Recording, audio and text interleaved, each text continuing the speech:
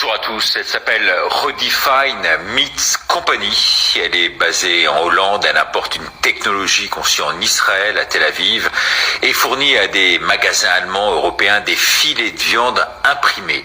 Oui, vous avez bien entendu, des filets de viande de saucisses imprimés. C'est à partir d'une biopsie de cellules souches animales qu'est conçu cet ersatz, selon le type de viande souhaitée, bœuf, porc, volaille et bientôt poisson. C'est ensuite un système de prolifération in vitro, avec des systèmes de bains d'eau nourrissantes.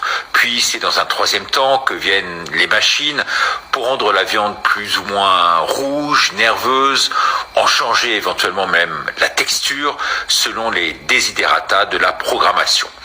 Dans ce bioréacteur que vous voyez façonné par l'intelligence artificielle, eh bien les cellules interagissent alors en cellules graisseuses et musculaires.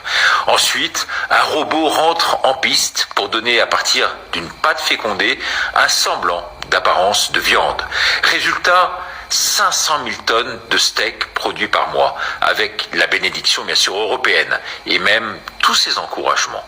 Ce sont nos éleveurs vraiment qui vont apprécier. Ces putassiers, pour moi, il n'y a pas d'autre mot, ils estiment que ce poison, en quelque sorte, permet de nous nourrir sans avoir besoin d'élever ou d'abattre des animaux. En gros, plus durable et éthique par rapport à la viande traditionnelle, issue de l'élevage. Ben voilà. Leurs arguments, bien sûr, infondés, sont les suivants. La réduction de la souffrance animale, de l'empreinte carbone, de la déforestation, associée, bien sûr, à ce qu'on pourrait appeler l'élevage intensif. C'est ainsi que 10% de la viande consommée dans le monde sera produite à l'horizon 2030 de cette façon. Tout cela, si on ne réagit pas.